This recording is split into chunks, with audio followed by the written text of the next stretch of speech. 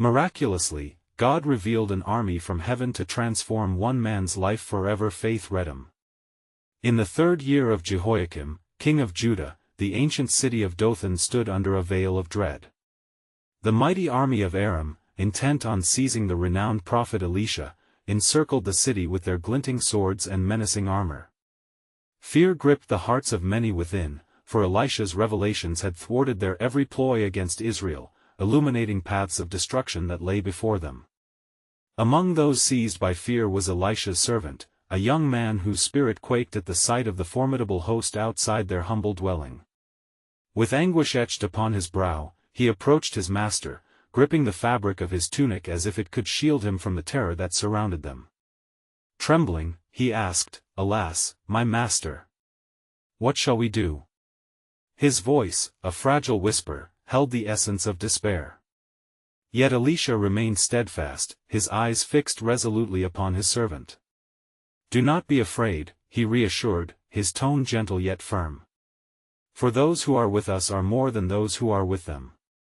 His words, draped in unwavering faith, lingered in the air. The servant's heart beat wildly as doubt clouded his understanding. How could a mere two face an entire army?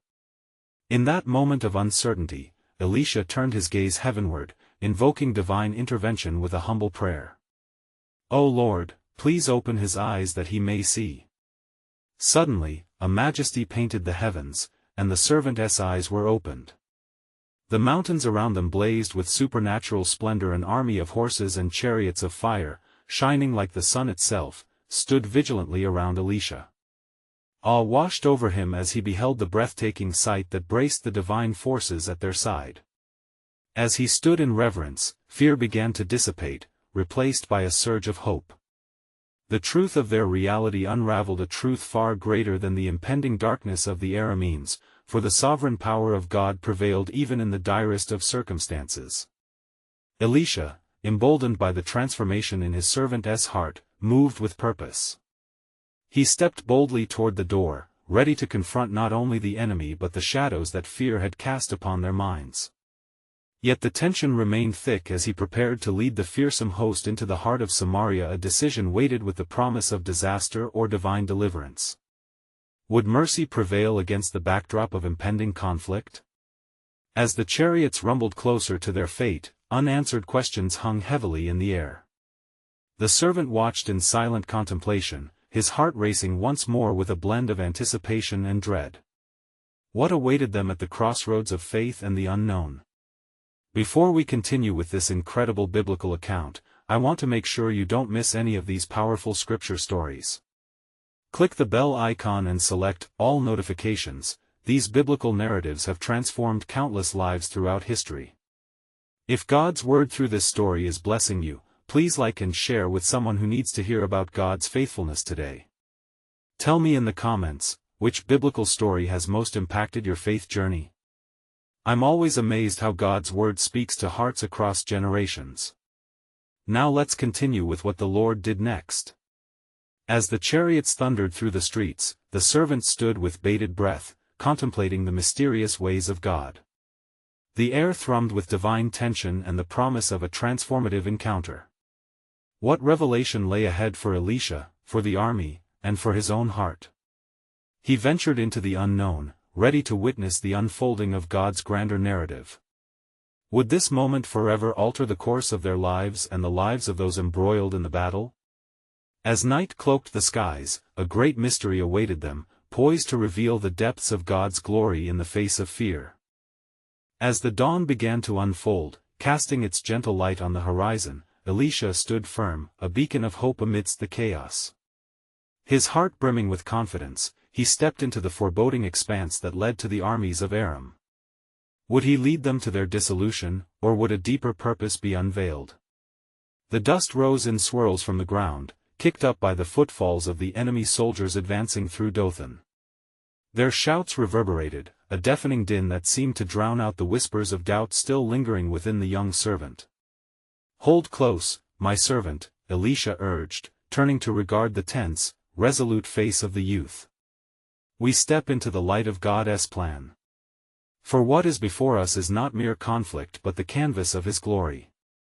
"Trust in the Lord, for he is preparing a way that our eyes have yet to perceive." In that solemn moment, Elisha raised his hands to heaven.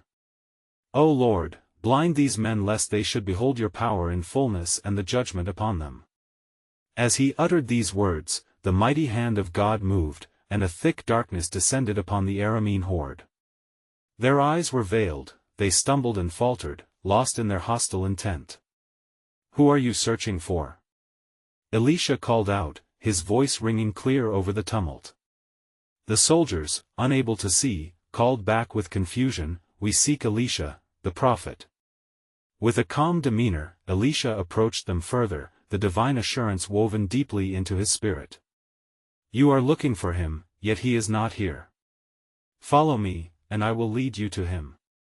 At the words of this humble prophet, miraculously, the blinded soldiers took up their weapons and followed him, led like sheep into the heart of Samaria, unaware of the trap laid for their deliverance. The servant, astounded, walked closely behind, his mind a tempest as he watched divine strategy unfold. The armies of Israel awaited the command while the thrumming of their hearts echoed the anticipation within their ranks.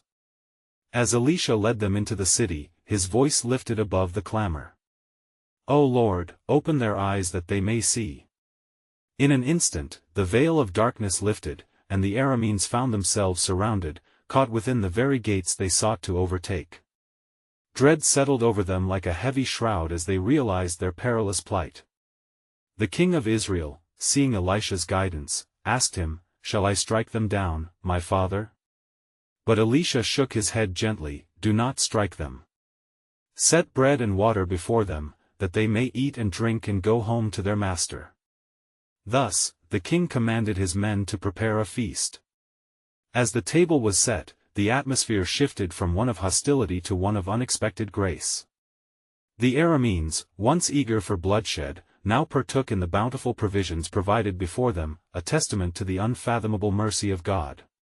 With their hunger satisfied and spirits revived, the soldiers departed, their hearts softened by a display of mercy they had not anticipated. They returned to their master, bearing witness to the extraordinary encounter with the prophet Elisha, a man who, through the divine, transformed sworn enemies into humbled witnesses of divine love. As the evening sky darkened once more, the servant breathed a sigh of relief, reflecting on the profound nature of God's grace. What further wonders does the Lord hold? He pondered within, as Elisha cast his gaze across the lands. The prophet spoke softly, heavy with prophetic weight, "Though their eyes have seen mercy today, a deeper reckoning approaches. For the end has not yet come, and the hand of God yet moves in the shadows, preparing the hearts of many for the greater harvest of his divine kingdom." As the night enveloped the land, a stillness fell upon Samaria, cloaked with an ambience thick with anticipation. Elisha stood at the threshold where divine grace had poured forth, the faces of both the Arameans and Israelites etched in awe. But something deeper stirred within him, a prophetic burden weighing heavy on his heart. Before the dawn broke, word reached Elisha of the plots devised by the king of Aram against Israel.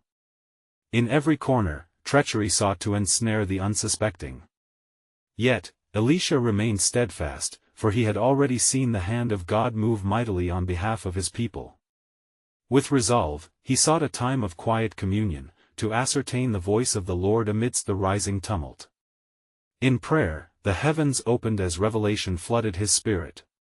"Fear not, for those who are with us are more than those who are against us," Elisha declared, the words enveloping him in divine assurance. Deep within his heart he recognized that what loomed ahead was not solely a battle of flesh and blood, but an unveiling of heavenly hosts meant to bolster their ranks. Meanwhile, in the court of the Aramean king, a spirit of agitation took hold. "Why has Israel thwarted our schemes?" the king demanded of his commanders, eyes ablaze with fury. One spoke tremblingly, "There is a prophet in Israel who reveals the very words you speak in your bedchamber." The king's rage turned to plotting, "I shall capture him. For if we silence the voice of God in their midst, their hopes shall wither." With mischief, the king dispatched a great force and commanded them to surround the city of Dothan by night. As the darkness ascended, Elisha, in deep communion, remained unaware of the shadows lurking beyond the gates. The servant, however, felt the tension in the air, a shuddering realization that trouble was at hand. "Alas, my master! What shall we do?" the servant cried, stricken with fear as he stepped outside to behold the encircling army. Chariots of iron glistened, and the soldiers gleamed like blackened stars against the night sky. Yet, Elisha replied with serenity, "Do not fear. For those who are with us are more than those who are with them." Sensing the servant's doubt, Elisha prayed, "O Lord, open his eyes that he may see." Instantly, the Lord answered, as the servant's vision was transformed. He beheld a mighty host of angelic beings surrounding them, horses and chariots of fire, declaring the sovereignty of heaven above the tumult of earthly battles. In that moment, the servant's heart soared, rekindled with faith. "Truly, O Elisha, we are not forsaken." Elisha spoke with a holy fervor, "For the Lord fights for us, in ways unseen, with glory immortal." As dawn began to break, the army of Aram advanced, but Elisha stepped forward, resolved in faith. "Lord, strike this people with blindness," he commanded, and the Lord did as he asked, enveloping the army once more in dense darkness. Leading the blinded men away, Elisha guided them through the throngs of Samaria, back to the very heart of Israel, confounding their senses. Once in the presence of the king, Elisha declared, "Shall we offer them a feast while they are in darkness? Let them know mercy, and they shall tell of the grace they have witnessed." Thus, a banquet that transcended hostility unfurled before them, and the king, astonished by the display of profound kindness, obeyed. As the Arameans dined, confusion mixed with apprehension, for they had entered as enemies but would leave as reluctant witnesses of the God whom they had defied. Yet even as light dawned over the proceedings, Elisha understood well. For the heart of man is prone to wander, he mused, and the true reckoning was far greater than mere mercy shown today. With fortitude, he knew that the salvation of many was intricately threaded in the designs of the Almighty. Even now, the threads of divine purpose were weaving a tapestry unseen. For while the king's heart might soften, the shadows loomed ever close. Elisha, burdened, turned his eyes toward the horizon in prayer, awaiting the day appointed when all would see the glory of the Lord revealed in righteousness. But within him bubbled a question: will the hearts of men turn after this act of heavenly grace, or will the cycle of enmity spiral ever deeper? Even as feasts were set, a spiritual drama unfurled, dropping like heavy honey, for the time comes when God will require the hearts of all men, and a division shall arise, revealing the depths of divine purpose yet untold. As the sun began to break through the horizon, a new day unfurled in Samaria, illuminating not only the land but also the hearts of those who had witnessed the mercy of the Lord. Elisha stood resolutely at the head of the table, observing the Arameans as they shared bread and wine, still in disbelief at their unexpected reprieve. The king of Israel, his countenance softened by curiosity and confusion, looked upon Elisha, searching for understanding. "Is it not a traitor's heart to invite our foes to feast?" the king queried, with heavy conviction. "Yet they have sought our ruin, our downfall." Elisha, his voice calm and unwavering, responded, "In showing them mercy, we fulfill the command of our Lord. For what greater victory is there, than to ignite the spark of compassion within the hearts of those who sought our destruction?" The king nodded slowly, his eyes wandering toward the gathered men of Aram, those who had once arrived as foes but now sat humbled and nourished. The sweet scent of the meal wafted through the air, a tangible symbol of God's grace extending even to those deemed unworthy. It was there, amidst the lentils and bread, that realization dawned. Suddenly, a murmur spread among the Arameans. One brave man, their captain, stood, and with a voice trembling with awe, spoke, "What is this we have encountered? We came in darkness seeking to capture a prophet, yet we are met with mercy. Whose God is this?" Elisha, sensing the divine moment, rose and looked toward the heavens. "God of Abraham, Isaac, and Jacob, the God who hears the cries of his people, has chosen to manifest his glory through acts of kindness. This day marks not merely a feast, but a turning point for your hearts. As the sun climbed higher, a tension coiled in the hearts of many. For the presence of the divine was palpable, lingering like a sweet fragrance, yet the souls of those present remained in a struggle between the chains of enmity and the newfound warmth of forgiveness. Could a heart once hardened transform under the light of such love? Elisha, seeing the flickers of awakening among the captives, continued fervently, "Gather ye, O men of Aram. Reflect upon the weight of your actions. If this day you have dined from the table of grace, let it not be in vain. Return unto your land, and let the stories of mercy and the God who grants it echo through your lives." With eyes wide, the soldiers, one after another, began to discard their animosity. They shared glances, as if a deep understanding blossomed, the tales of their king's wrath now intertwined with the blessings of unexpected kindness. Yet beyond the warm meal, unbeknownst to those gathered, shadows of a dark prophecy loomed. News of the feast and the miraculous blindness would reach the ears of the Aramean king. His eyes would not remain closed forever.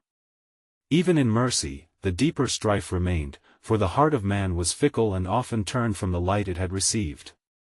In the aftermath of the feast, Elisha returned to his sanctuary of prayer, wrestling with the unfolding patterns of God's will. "Lord," he pleaded, "will this miracle harbor a lasting change among the hearts of men, or will shadows once more cloud their vision?" For as he interceded, a revelation erupted within him, a deeper plan woven by the Creator, for the redemption of not only a nation but generations to come. Though earthly eyes might see only a banquet of mercy, heaven's purpose flowed like rivers, flooding the hearts of the lost toward a renewed covenant. Thus did Elisha ponder the complexity of divine intervention. What wondrous purposes lie hidden within the heart of man, longing for the touch of the Almighty? And so, as he sought understanding, the voice of the Lord echoed in the silence, promising that the fullness of his plan would soon be unveiled. A confrontation on a greater battlefield lay ahead, one that would demand the allegiance of many and the revelation of God's ultimate purpose for his people. As the day wore on and the shadows lengthened, a sense of unease crept into the hearts of the Arameans, even amid the lingering taste of the feast. They returned to their land, yet their minds were clouded with questions. A conflict raged within them. The captain who had stood to speak of mercy felt the burden of his people's uncertainty weighing heavily upon him. "Shall we return to our king and confess our evil?" he pondered aloud to his brethren as they walked along the dusty road. "Or shall we hide the truth of our encounter, a gift bestowed upon us without merit? What shall we say of the God who showed kindness to those who sought to destroy his chosen?" Meanwhile, in the heart of the Aramean palace, the king stewed in wrath as the whispers of his men reached him.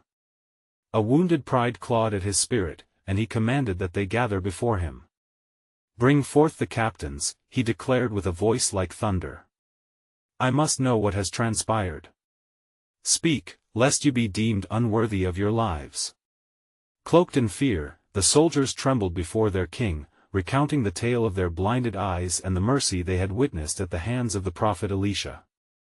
Each soldier recalled how they had come as foes but left with hearts ignited by an unexpected love, a love that bore the mark of a divinely appointed mission. The king's fury erupted. "This is a treason most foul. You have dined with our enemies, you have been ensnared by their lies. Your hearts are softened, but mine is hardened. They sought to destroy us, and yet you would speak of their kindness? Return at once and prepare for war." Thus, the seeds of discord were sown deeper as hate burgeoned in the heart of the king.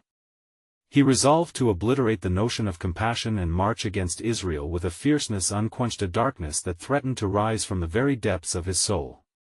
In the same hour, Elisha, privy to the stirring of treachery, took to prayer. The wind whispered through the trees outside his window and echoed the sorrowful hearts of the people. His spirit mourned for the king, who had yet to witness the full scope of God's mercy extended not only to the Arameans but also to his own Israel. Suddenly, a vision unfurled before Elisha. A steadfast hand of the Lord beckoned. In that moment, he beheld a celestial army standing in gleaming armor, angels with swords drawn, poised for battle. "Fear not," they proclaimed, "for the Lord commands the light of heaven over the darkness that seeks to overtake the earth." Trembling, Elisha rebuked the closing darkness over his own heart. He prayed, "Open the eyes of your people, O Lord. May they see not only the fleshly battle that rages but also the unseen war in the heavenly realms." And lo, the very next dawn broke in splendor, casting its light upon a hill where Elisha stood. There was an army of light encamped round about him, the mighty host of heaven visible to his prophetic gaze.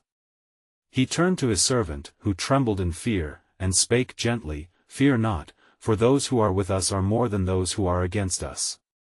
As Elisha prayed for his servant's eyes to be opened, suddenly, he saw the angelic host, majestic and overwhelming, ready to defend against the rising tide of darkness. What could this confrontation mean? The fate of nations hung precariously in the balance. Unbeknownst to those who walked the earth, the heavens were declaring that a greater purpose was unfolding, a revelation yet to come. Yet the king of Aram, driven by his hardened heart, plotted a course toward a confrontation that would forever alter his life and that of his people. Little did the king know, this would not be a mere battle of flesh and blood, but a divine orchestrated display of mercy and judgment. Would the hearts of men shift under God's sovereign hand, or would darkness consume them in their defiance? Thus the stage was set as destiny approached, leaving all to wonder, how would the Lord reveal his greatness through the hearts of those who chose enmity over love? As the sun ascended over the horizon, breaking through the remnants of night's embrace, Elisha rose early to meet the dawning day with prayer and supplication before the Lord. His heart, though aware of the impending conflict, was steadfast in hope. He sought wisdom as he prepared for the trials that lay ahead, understanding that the God of Israel sought not just to save but to transform. In the distance, the rumblings of war began to stir among the Aramean encampment.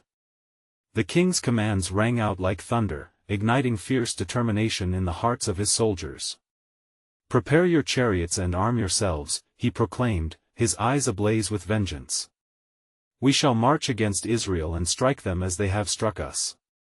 Let us teach them once and for all the cost of mercy." Meanwhile, in the city of Samaria, word of the king of Aram's ill intentions crept through the streets like a shadow. The elders and prophets of Israel gathered, fear tightening around their hearts. "What shall we do?"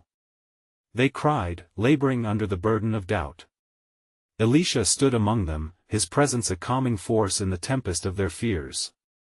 Lifting his hands to heaven, he proclaimed with a voice rooted in divine authority, "Fear not, for the Lord shall deliver you.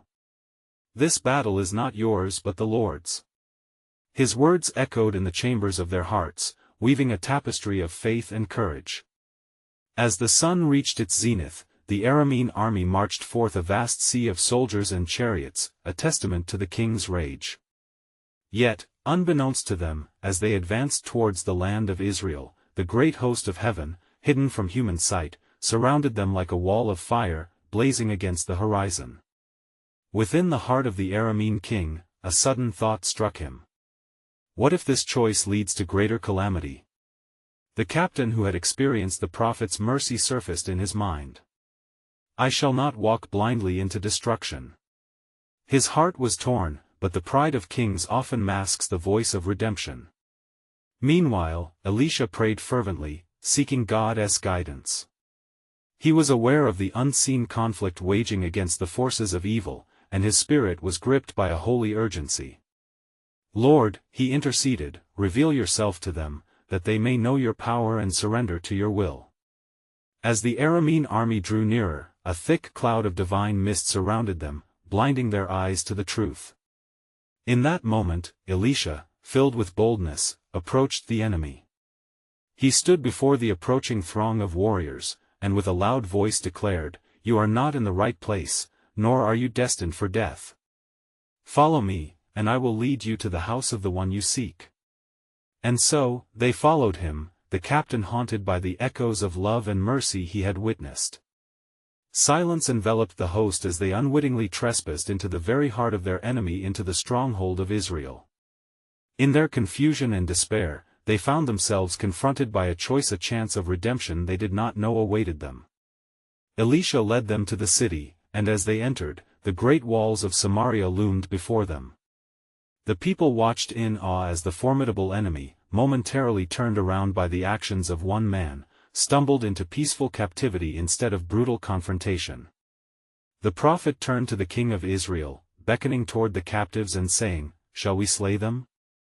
Shall we exact vengeance upon those who sought destruction?" The king looked upon Elisha, wonder and suspicion mingling on his face. "What must we do, O man of God?" "Set before them a feast, and let them eat and drink, for the Lord desires mercy over sacrifice. Let us extend love where hatred sought to reign." And in that miraculous moment, the heart of the king softened, staring into the faces of men who had wished him harm yet were now bound not by chains, but by the inexplicable grace of God. Yet, deep in the heart of Aram, the distant shadow of vengeance loomed. How would these actions ripple through the fabric of time, and what would become of the king who witnessed such mercy unfold? Thus, as the sun set behind the horizon, questions stirred in the hearts of men. What would God achieve through sacrificial love amidst enmity?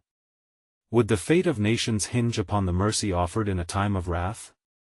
The crescendo of history awaited a divine revelation, a path unfurling toward redemption and transformation.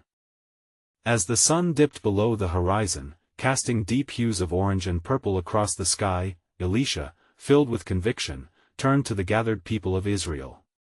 The feast laid before the Arameans was not merely a meal, it was a proclamation of God's unwavering grace. "Let us celebrate," Elisha declared, "for today we witness a miracle of mercy." The captives, astonished by their unexpected reprieve, exchanged wary glances. Their hearts wrestled between mistrust and the strange warmth of acceptance. The king of Israel, once gripped by fear and thirsting for vengeance, now stood with compassion thawing his icy countenance. What fruit might this mercy bear? He pondered silently. As the tables overflowed with bread and wine, conversation sparked hesitantly among the Arameans. One soldier, his hands trembling, approached the king of Israel. "Why do you not command us to pay for our crimes? Have your people not suffered at our hands?" The king met his gaze, shrouded with wisdom beyond his years.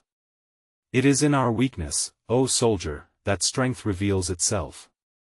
I have chosen to invite you into a new path, one that mirrors the heart of our God, the path of forgiveness." Unbeknownst to all, darkness brewed in the heart of the Aramean king, who had gathered his forces for revenge. Hearing of his warriors' surprising captivity, he bellowed with furious contempt, "Do not be deceived by this ploy. Their mercy is only a mask for their weakness. Prepare for retribution." Meanwhile, within the walls of Samaria, Elisha sensed the brewing storm. His spirit was grieved as he prayed, "Lord, open the eyes of my people to comprehend the depth of your mercy, lest they turn against those you have called to redemption." The very next morning, the Aramean soldiers awoke to abundant longings fulfilled. Their hunger satiated, they contemplated the unthinkable, a future devoid of conflict. The captain who had once led them in battles turned to his comrades. "We must return and speak of what we have seen. This is the moment to break the chains of hatred. Can we not choose peace?" The Aramean army, filled with wonder and gratitude, made their way back to their king. As the captain addressed him, a glimmer of change flickered in his heart. "Our fate has been altered by an unexpected mercy. I beseech you, let us not return to weapons, but to humility. For the true strength of a king lies not in his sword but in his capacity to forgive." The king of Aram stood bewildered, grappling with visions of his own heart's hardness. Would he allow mercy to transcend wrath? Could he open his heart to the possibility of lasting peace? As Elisha gazed upon the horizon, he awaited a word from the Lord. An unsettling stillness held the air, laden with the weight of choices yet to be made. What would unfold as trust clashed with enmity, and love challenged long-held animosities? As days unfurled, the threads of history began to weave anew. But the divine questions of future battles lingered. How might the transformation of a single heart echo through nations? Would the world behold the power of redemption through the lens of faith? The sovereign plan of God was unfolding, speaking of hope against a backdrop of despair, a testament that even the hardest of hearts could yet be changed. Thus, as the stars twinkled forth in the night sky, leaving a trail of mystery in their wake. One truth remained: God's ways were far higher than man's, and amidst the tumult, a grander vision blossomed, a reflection of his merciful sovereignty revealed in the hearts of all who sought him. The following day dawned with a glimmer of promise, but shadows yet loomed over the hearts of both the Israelites and the Arameans. Elisha, returning to the prophetic school, was beset by foreknowledge of the tempests yet to come. He gathered the disciples, saying, "Hear me, O sons of the prophets. The hand of the Lord is upon us, for the hearts of kings are in his hand, and he turns them whithersoever he will. The season of mercy is upon us, yet the adversary plots." Meanwhile, in the court of the king of Aram, the atmosphere was fraught with tension. The king's advisers whispered words of war, fanning the embers of vengeance ignited in his heart. "The people of Israel will strike while we remain vulnerable. We must make example of their king, he will remember our might," declared one, emboldened by the king's simmering rage. But the captain, standing firm amidst cries for bloodshed, interjected with fervor. "Sire, do not rush to wrath. I beseech you, remember the feast. Have you forgotten the depth of the mercy we received? This is a time to break the cycle of hatred." His voice, wavering, yet charged with conviction, captured the attention of those gathered. "Mercy is but a thin veil," the king retorted, "and our enemies will surely take advantage of it. I will not be seen as weak." Yet within the chambers of the Lord's prophet, Elisha sought clarity for the future, petitioning the Almighty, "Reveal your purpose, O Lord. For your ways are as high as the heavens. Grant us wisdom and insight, that we may walk in your ways." Suddenly, the air shifted, a whisper emerged from the heavens. The Lord spoke, vibrant and clear. "Go on to the king of Israel and speak. Declare that the Arameans' hearts are poised for both grace and conflict, yet, there dwells a greater truth. I shall show to both nations a sign of my deliverance." Straightway, Elisha entered the palace, confronting the king of Israel. His face radiated with divine fervor. "Thus saith the Lord. Be vigilant, for the king of Aram has hardened his heart towards vengeance. Yet, God will position his own host around you and accomplish a mighty work through this trial. Take heed, your mercy has not gone unnoticed. Prepare for the test of faith."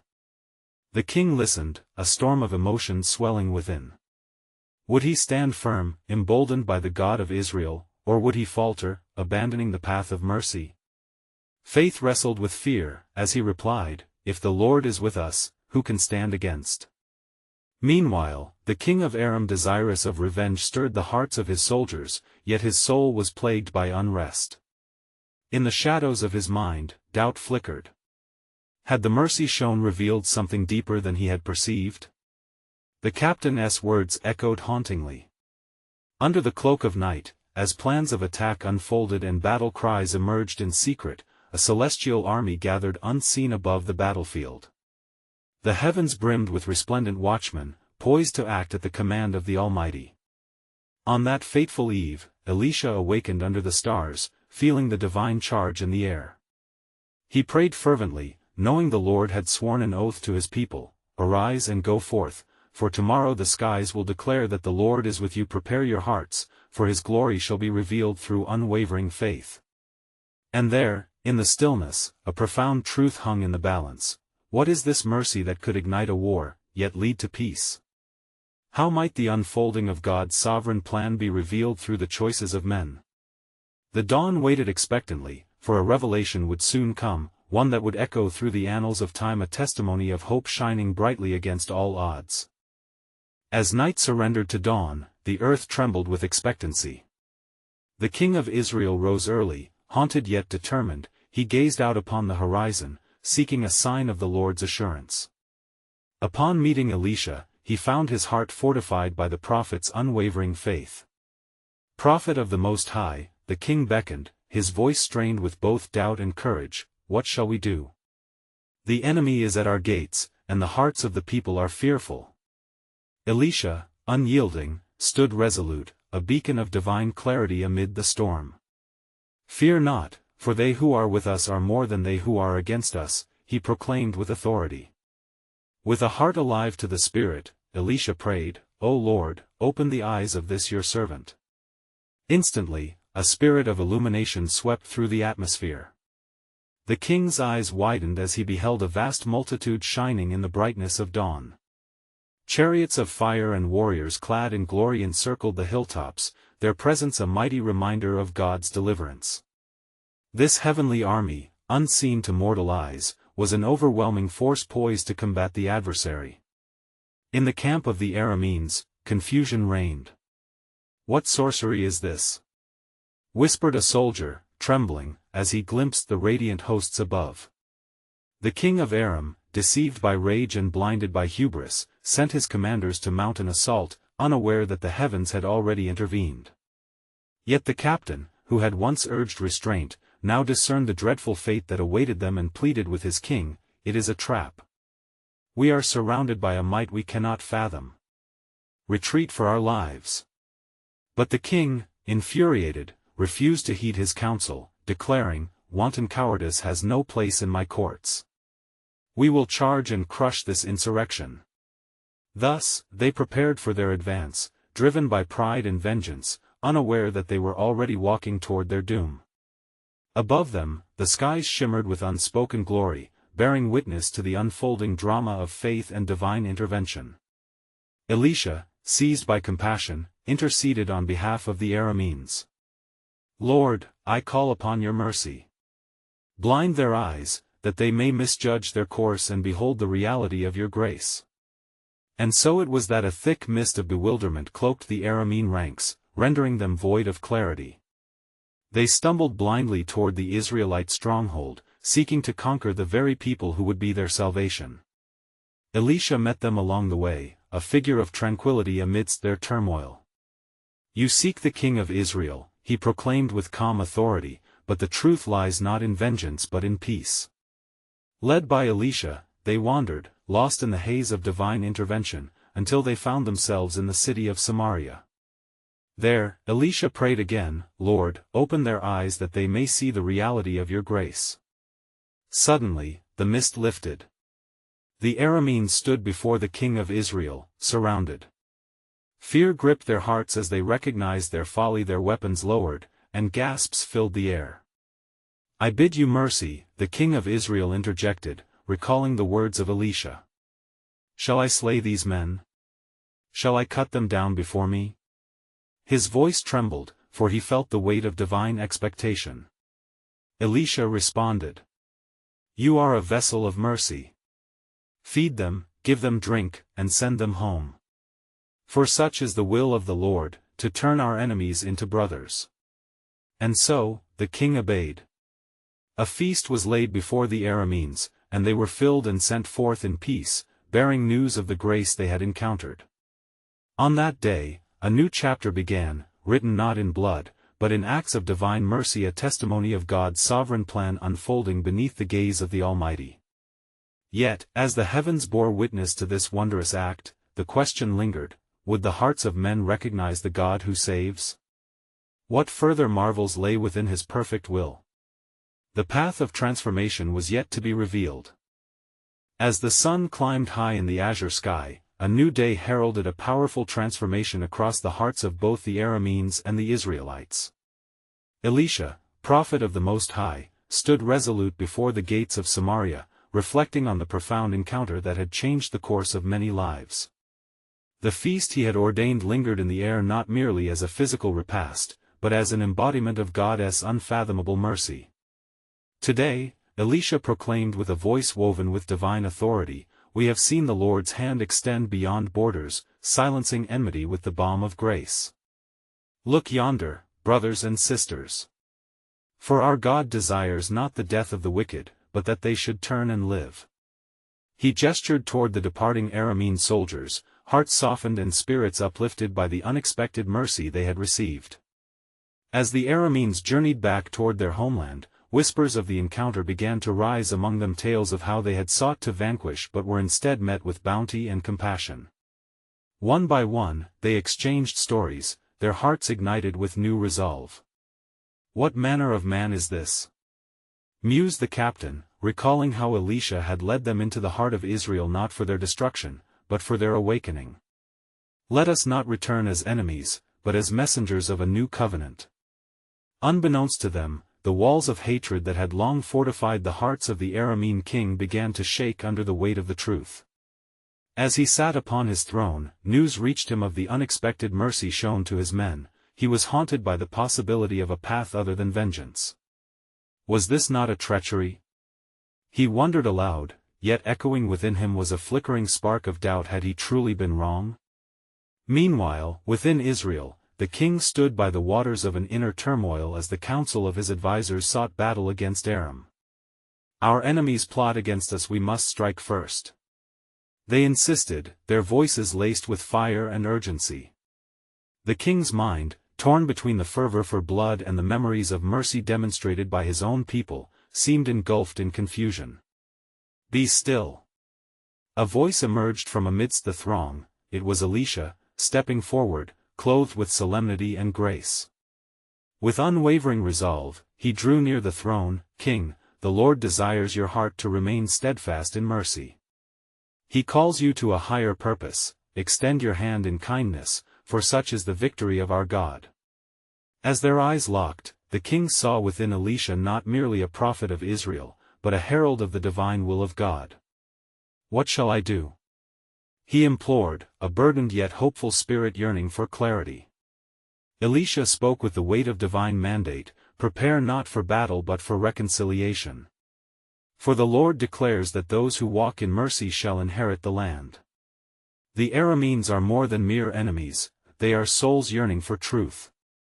In that transformative moment, the atmosphere shifted, laden with hope. A stirring promise of unity and peace swelled within Israel. Faith over fear began to cultivate a field ripe for harvest, as those in the presence of Elisha grasped the vastness of God's merciful heart.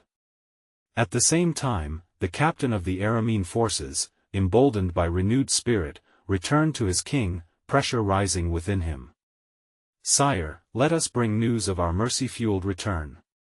Let us not bear arms against those who merely fed us. He laid forth the vision of unity birthed from compassion, invoking the very teaching of Elisha. The king, his heart caught between a churning refusal of peace and the echo of God's calling, felt the dim light of anger against the backdrop of burgeoning redemption. Could we truly walk a different path? Was voiced skeptically yet with genuine awe. The God of Israel is not a God of vengeance, the captain urged passionately, but one who calls us to be vessels of mercy. In this world where hatred could easily choke, let us allow grace to reign. The unquenchable fervor of God's purpose enveloped both kings as they wrestled against the tide of their own human inclinations. Would they accept the challenge to forsake the cycle of violence for the chains of brotherhood? Back in Samaria, as the truth of God's mercy unfolded, Elisha gathered the people at the gates, his heart ignited with fervent prayer. O Lord, he called out, may you shake the foundations of fear that we may rise amidst the ruins of animosity, and witness the glory of your reconciliation. As hallowed murmurs filled the air, both factions prepared themselves. The commander of the Arameans, emboldened by faith, rode forth to meet the king of Israel, extending a hand laden with the olive branch, a symbol of peace between once sworn enemies. Thus did the two kings finally come face to face, armed not with swords, but with resolve, and in that pivotal moment, heaven bore witness to the miracle of reconciliation. This day, declared the captain, we have borne witness to the God who rends the heavens, who turns our swords to plowshares and brings forth a harvest of peace within our hearts. And there the two kings sealed their covenant of mercy, yielding their conflict to the divine orchestration, a testament of God's sovereign plan that echoed not just through their lands, but through the annals of history. As the tapestry of their lives intertwined under God's mighty hand, the world stood to watch. Would mercy continue to triumph, hearts remain transformed, or would darkness again cloud their vision?